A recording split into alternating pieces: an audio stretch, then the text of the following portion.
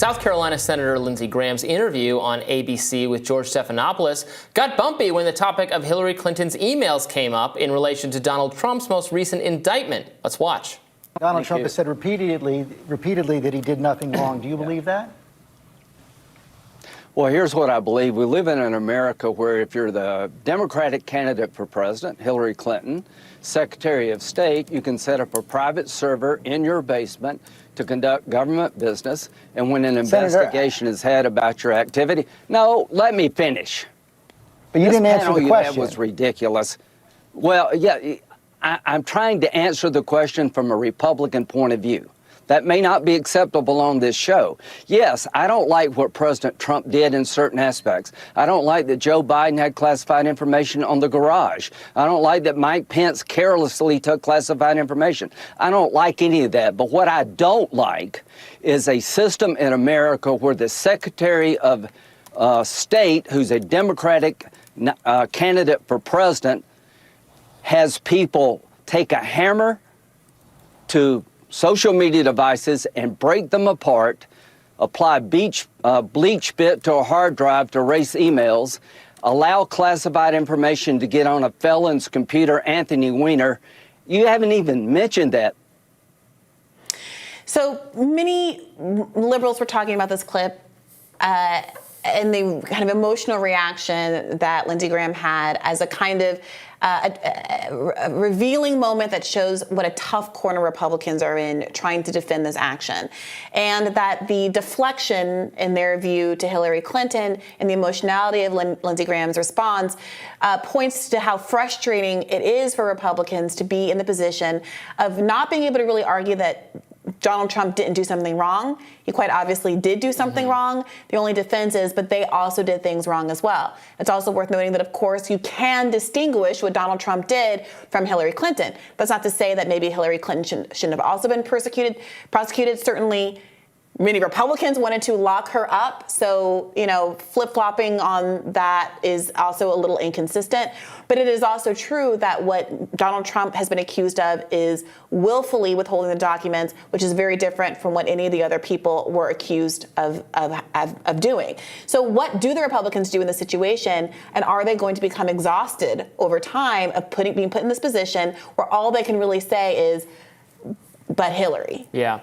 Opposition to, what's being described as weaponized law enforcement or weaponized national security, deep state, et cetera, has, I think, become the most uniting philosophy among conservatives right now. It used to be, it's related to media bias. That's if you want to make a room of Republicans cheer for you, start slamming liberal media's bias. That's been true on the right for 20 plus years. It's now, and it's still true, but it's almost been eclipsed a little bit by the work that James Comer is doing, Jim Jordan, what the Twitter files have shown, the kind of related issues of alleged bias on behalf of the FBI, the law enforcement people, against conservatives and Republicans. So that's something that there's no dissent on that in conservative circles. So you win, you play to your base by emphasizing that aspect of it, and Trump is playing into it based on what's going on.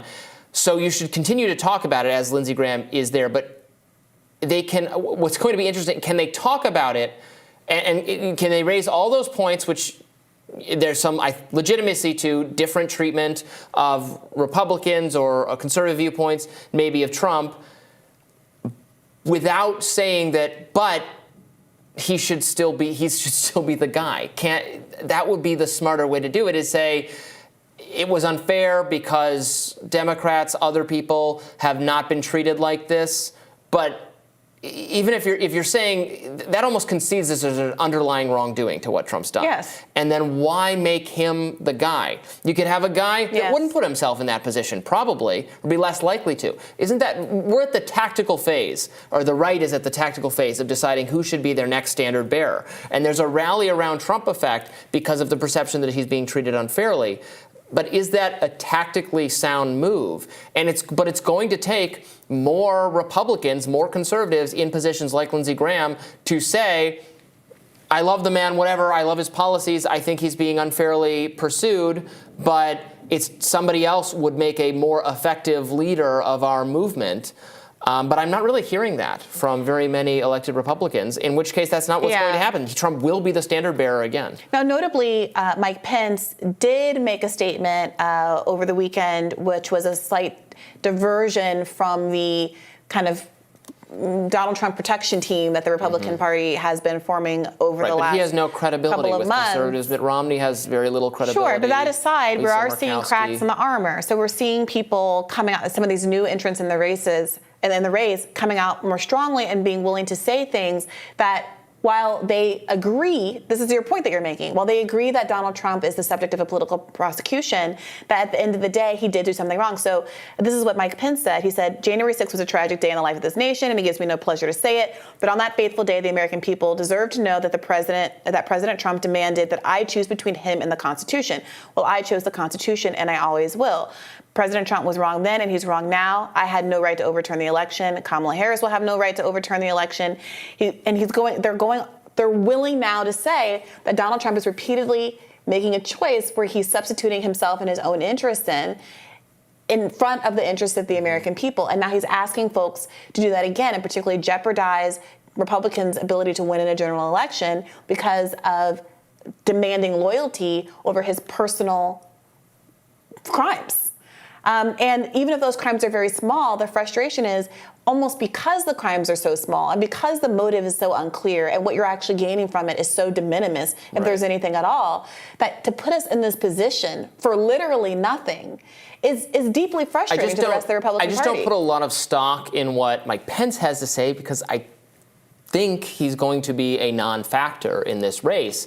Would a Ron DeSantis, who's not a non-factor, consider saying it's unfair that they're going after Trump like this? The DOJ, the FBI has been weaponized against conservatives. They would never treat Hillary Clinton or Joe Biden or Hunter Biden or whatever like this. That said, this reflects bad judgments on Trump's part. He did this to himself. It's self-inflicting. I would never do this, and he shouldn't be the Republican. I make a better Republican nominee because I wouldn't have shot myself in the foot like this and dragged you all down with me. But DeSantis That's not what he's saying at all. But DeSantis has dipped his toe in this. We talked about this, over a month ago, where when the last indictment happened and he said, well, yeah, he's being attacked, but I don't know what goes into paying hush money to a porn star. And he started to get his little digs in here and really try to distinguish himself tacitly, at the very least, as a family man with a nice wife who likes Disney and who has the gloves up to her arms and all of the kind of Kennedy-esque ephemera that he's trying to rely on.